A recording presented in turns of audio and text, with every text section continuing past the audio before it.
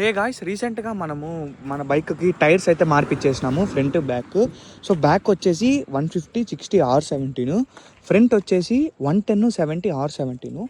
So ముందులా కాకుండా ఈసారి అయితే ఆఫ్ రోడ్ ప్యాటర్న్ అయితే వేయించిన బైక్కి. ఇక్కడ చూసుకోవచ్చు, ఇది వచ్చేసి టైర్ బ్రాండ్ వచ్చేసి MRF.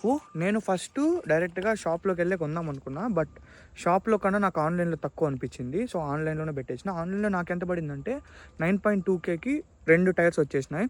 యాక్చువల్లీ నేనేమనుకున్నానంటే, పోయినసారి కూడా MRFే వేయించినాం కదా, ఈసారి ఏదైనా బ్రాండ్ చేంజ్ చేద్దాము అని నేను అనుకున్నా.